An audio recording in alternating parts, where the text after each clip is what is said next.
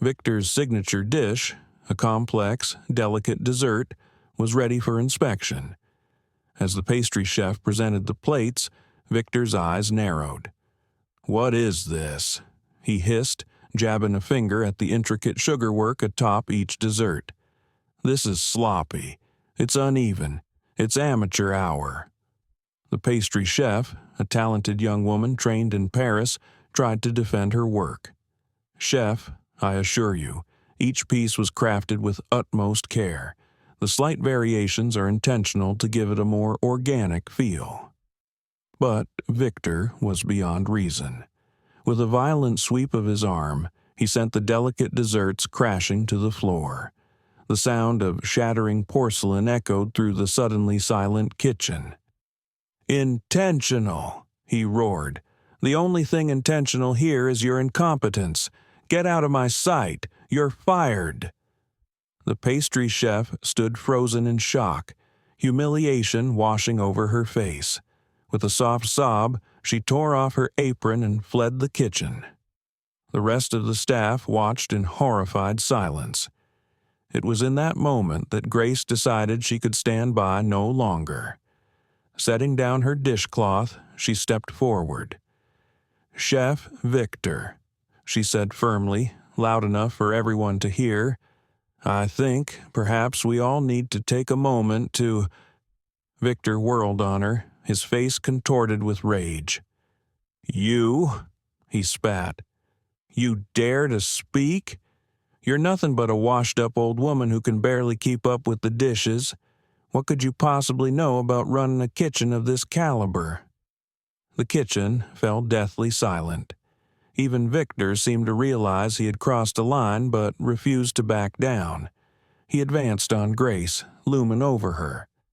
"You want to know why you're here, washing dishes at your age? Because you're a failure. You couldn't hack it in a real kitchen, so you ended up here at the bottom of the food chain. Now you have the audacity to question my methods?" Grace stood her ground, her calm demeanor a stark contrast to his fury. "Chef," she said softly, "I understand you're under a lot of pressure, but treating your staff this way isn't going to improve the food or service. It's only going to—" "Enough!" Victor roared, grabbing Grace's arm roughly and pulling her toward the dining room. "You think you know so much? Let's see what our esteemed guests think about taking advice from a dishwasher." The staff watched in horror as Victor dragged Grace through the kitchen doors into the dining room. The low murmur of conversation died down, heads turning to watch the spectacle unfold. Victor released Grace's arm, gesturing wildly at her as he addressed the room. "Ladies and gentlemen, I apologize for the interruption, but I thought you might like to meet the real reason behind any disappointments you may have experienced this evening." Turning to Grace, his voice dripped with sarcasm, he said, "Go ahead, enlighten us all. Tell these fine diners how we should be running this restaurant. I'm sure they're dying to hear the wisdom of a dishwasher." The room was so quiet that one could hear a pin drop. The diners looked uncomfortable, some averting their eyes while others watched the scene unfold with a mix of fascination and disgust. At one table, a group of well-dressed individuals, clearly the food critics, exchanged meaningful glances. Grace took a deep breath, scanning the room. This was not how she had planned for things to unfold, but perhaps it was for the best. Sometimes the truth needed to be revealed in the harshest light for real change to occur.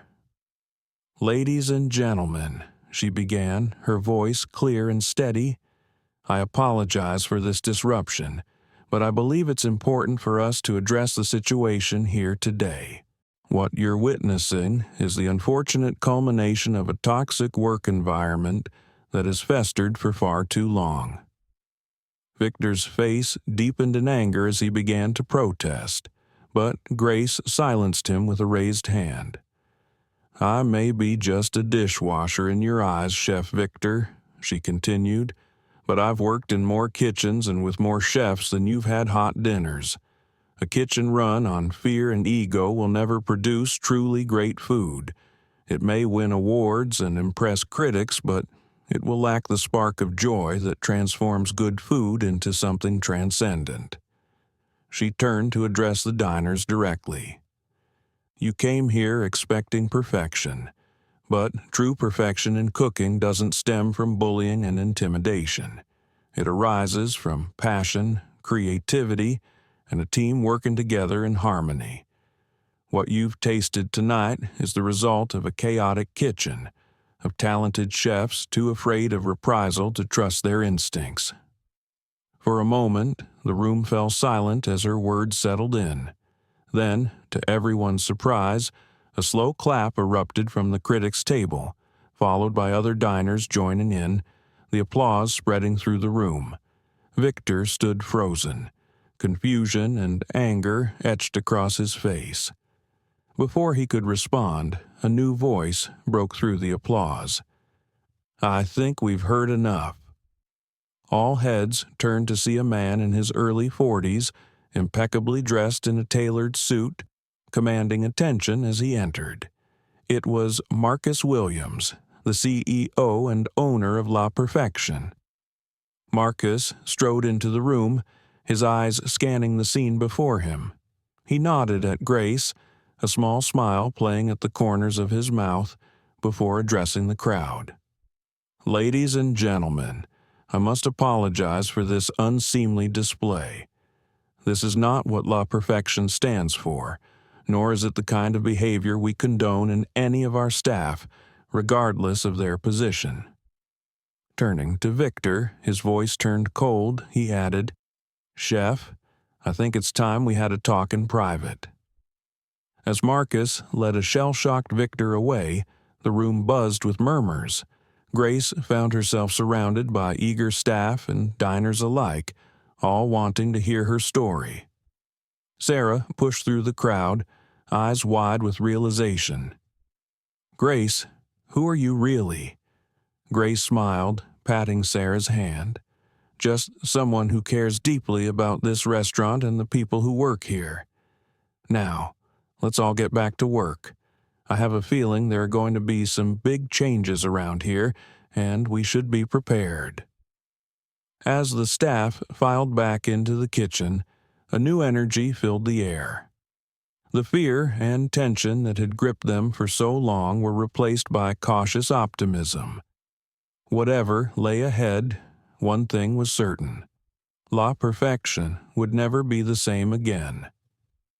In the aftermath of the dining room confrontation, speculation and nervous energy buzzed through La Perfection.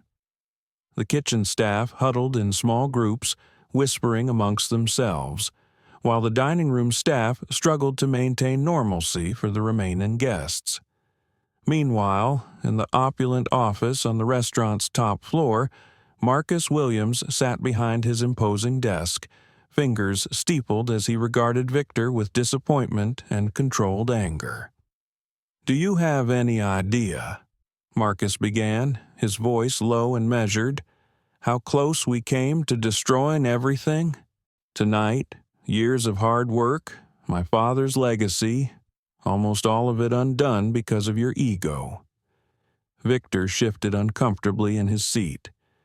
"Mr. Williams, I can explain. That woman, she doesn't understand the pressures of running a kitchen at this level." Marcus held up a hand to silence him. "That woman, as you dismissively call her, has forgotten more about running a successful restaurant than you will ever know. But we'll get to that later. Right now, I want to hear your version of events, and I suggest you choose your words carefully." For a moment, Victor hesitated, sensing the ground beneath him shifting. His once secure position now felt precarious. But old habits die hard, and he soon resorted to deflection, excuses, and lies. "Mr. Williams," he began earnestly, leaning forward, "you have to understand the pressure we face every night. Perfection isn't just our name, it's our standard. Sometimes maintaining that standard requires firm leadership." Marcus's expression remained impassive, giving nothing away. Encouraged by the silence, Victor continued. Tonight was particularly stressful with those critics in. I admit I may have been harsh with some staff, but it was only because I care deeply about La Perfection's reputation. He paused, gauging Marcus's reaction. Seeing no change, he pressed on, his confidence growing. As for that dishwasher, I regret to say she's been a problem since day one. Slow, careless, always poking her nose in where it doesn't belong. Tonight, she nearly ruined everything. She was late with the clean plates, which threw off our timing, and then she had the audacity to question my methods in front of the entire kitchen. Victor's voice rose, his face flushing with anger. Can you imagine a dishwasher presuming to tell me how to run my kitchen? I had no choice but to make an example of her for the good of the restaurant. A self-satisfied smile crept onto his face as he envisioned the perfect narrative he had spun, one that painted him as the heroic figure upholding standards against incompetence.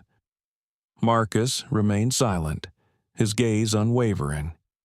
When he finally spoke, his voice was quiet but filled with steel, causing Victor's smile to falter. That's quite a story, Victor. Quite a story indeed. Now, let me tell you what really happened tonight. Marcus walked around the desk, positioning himself directly in front of Victor. That dishwasher you so casually dismissed? Her name is Grace Williams. She's my mother, and she knows more about running a successful restaurant than you ever will. Victor's face drained of color, his mouth opening in shock, but no words emerged. Marcus continued, his voice hardening. My mother has been working undercover in this kitchen for weeks at my request. I had been hearing rumors about the toxic environment you've created, the fear and resentment brewing among the staff. But I didn't want to believe it. I thought surely the man I trusted with my father's legacy couldn't have fallen so far. He shook his head, disappointment etched across his features.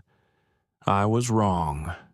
Tonight, I witnessed firsthand the kind of leadership you believe is necessary to maintain our standards.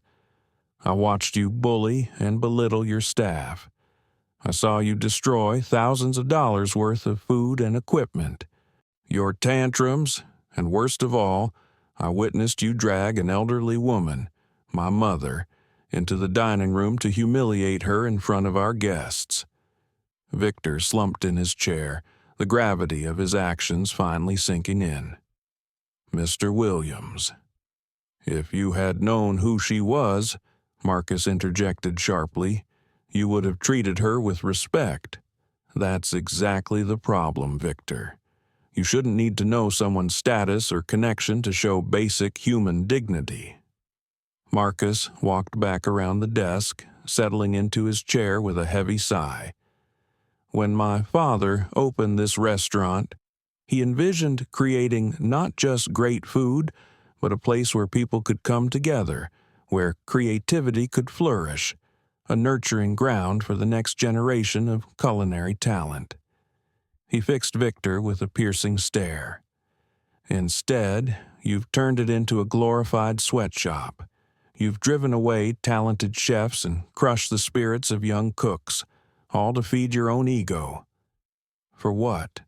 A few glowing reviews and shiny awards? Is that really worth the human cost? Victor sat in stunned silence, the weight of his actions crashing down on him for the first time in years, stirring genuine shame within him. Marcus leaned back in his chair, his expression unreadable. I think it's time we discussed your future at La Perfection, or rather, the lack thereof. As the gravity of the situation settled in, Victor realized his empire was crumbling around him. Facing the consequences of his actions, he wondered if there was any way to salvage not just his career, but the person he had become. Meanwhile, in the kitchen of La Perfection, A hive of nervous energy buzzed among the staff. They huddled in small groups, whispering and casting furtive glances at the office door. The events of the evening had shaken everyone to their core, and speculation ran rampant about what would happen next. In the midst of this chaos, Grace stood calmly at her station, methodically working through the mountain of dishes left from the ill-fated dinner service. Despite the revelation of her true identity, she insisted on finishing her shift. "The work doesn't stop just because the cat's out of the bag," she said with a wry smile. Sarah, still reeling from the night's revelations, approached Grace hesitantly. The young waitress had always sensed there was more to the unassuming dishwasher than met the eye, but this was beyond anything she could have imagined. "Grace," she began, her voice barely above a whisper. I don't even know what to say. All this time you were—" Grace looked up from her work, her eyes twinkling with mischief and kindness. "The owner's mother, the big boss's mom, the secret inspector." She chuckled softly. "I've been called many things in my life, Sarah, but at the end of the day, I'm just Grace, a woman who's seen a lot, learned a lot, and cares deeply about this restaurant and the people who work here." Sarah shook her head in disbelief. "But why? Why go through all this? You could have just waltzed in here and thrown your weight around." Grace sighed, setting down the plate she had been washing. "That's not my style, dear, and more importantly, it wouldn't have shown us the truth. Sometimes, to truly understand a problem, you have to experience it from the ground up." She gestured around the kitchen, her expression growing serious. "This restaurant is more than just a job for all of us. It's a community, a family. This restaurant was my late husband's dream, his legacy," Grace explained. "When Marcus took over, he vowed to honor that legacy. But somewhere along the way, things went awry. We began to hear whispers about the pressure, fear, and toxic environment that had taken root here." Grace's gaze grew distant, lost in memories. "I remember when this kitchen was a place of joy and creativity. Yes, the standards were high and the work was tough, but there was a camaraderie and shared passion that made it all worthwhile. Watching what it has become under Chef Daniel's reign broke my heart." Sarah nodded slowly, understanding dawning in her eyes. "So you came to see for yourself? To experience what we were going through?" "Exactly," Grace confirmed. "Marcus and I agreed that the only way to truly understand the situation was to live it. So I became Grace the dishwasher, the lowest rung on the kitchen ladder. Let me tell you, it was an eye-opening experience." She turned to face Sarah fully, her expression softening. "But it wasn't all bad. I saw the fear, the stress, and the cruel behavior, but I also witnessed incredible kindness and resilience. I saw how you all looked out for one another and created beauty and deliciousness even under the harshest conditions.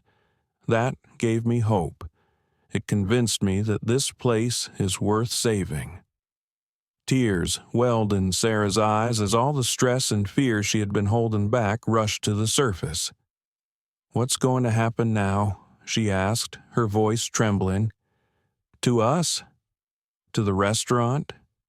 Grace squeezed Sarah's hand gently. "Now, my dear, we rebuild. We take what we've learned, the good and the bad, and use it to create something better. La Perfection isn't just a name. It's a goal we strive for every day, in how we cook, how we serve, and, most importantly, how we treat each other." She glanced up at the office door with a determined glint in her eye. "Marcos is up there right now, having a long overdue conversation with Chef Daniel. I don't know exactly what will happen, but I do know this. Things are going to change around here, and we're going to need all hands on deck to make it work." Just then, the office door opened, and the kitchen fell silent as Marcus emerged, his face grave but resolute. Behind him, Chef Daniel looked shell-shocked and deflated. Marcus cleared his throat, addressing the assembled staff. "Everyone, may I have your attention, please? We've had a challenging evening, to say the least.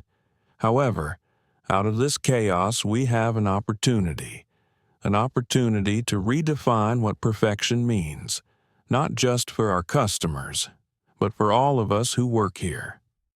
He paused, his gaze sweeping across the kitchen. "There will be significant changes in the coming days and weeks. I know change can be daunting, but I want you all to know that you are valued. Your input is welcome, and together we're going to create something truly special here." As Marcus continued outlining his vision for La Perfection's future, Grace observed the faces of the staff around her. She saw hope dawning in their eyes and tentative smiles beginning to form, but she also noted the uncertainty, especially as their gazes fell on Chef Daniel. He stood silently by Marcus's side, looking more lost and defeated than anyone had ever seen him.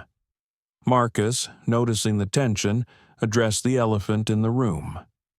"I know many of you are wondering about Chef Daniel's future with us. The truth is, we've had a long and difficult conversation about the events that have transpired, not just tonight, but over the past months and years." He turned to Daniel, his expression a mix of disappointment and cautious resolve. Marcus turned to Victor. "Chef, would you like to say something to the team?" Victor stepped forward, struggling to find his voice. The bombastic, larger-than-life persona that had ruled the kitchen for so long was gone. In its place stood a man who looked vulnerable and flawed. He began, his voice cracking. He cleared his throat and tried again. "I owe you all an apology. No, more than that, I owe you a profound and heartfelt apology for my behavior, my treatment of you and the toxic environment I created." He looked around the kitchen, making eye contact with each staff member. Some met his gaze, while others looked away, the wounds still too fresh.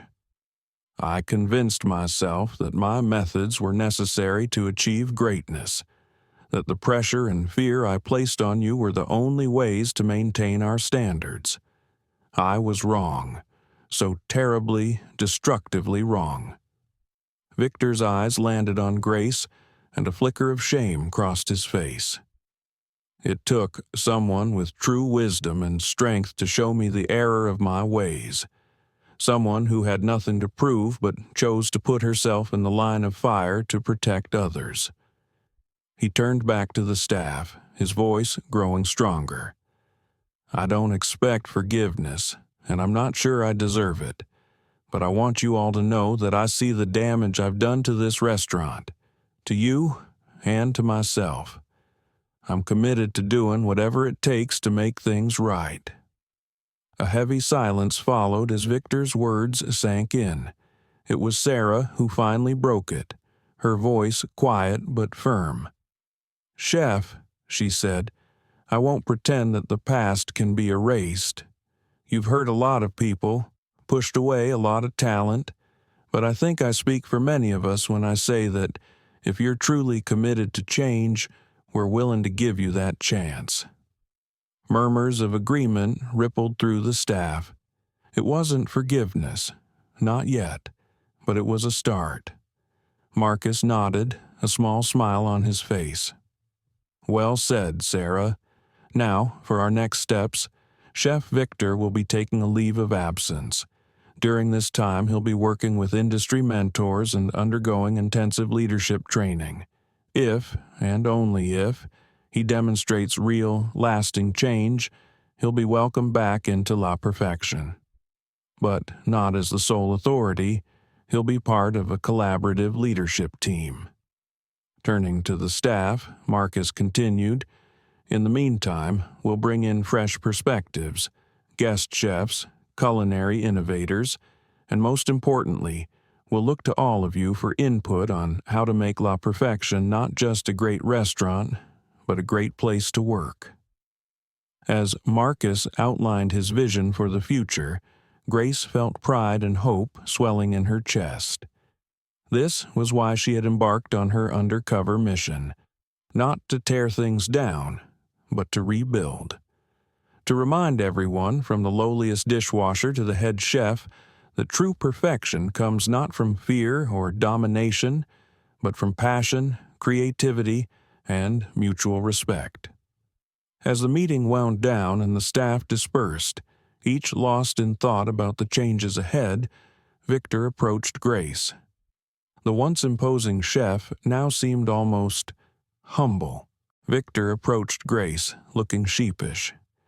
"Mrs. Williams, Grace, I don't even know where to begin. The way I treated you, the things I said." Grace raised a hand to stop him.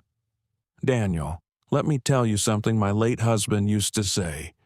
In the kitchen, as in life, we all make mistakes. The true test of a chef isn't in never burning the sauce, it's in how you recover from it. You've burned more than sauce, but now the question is, how will you recover?"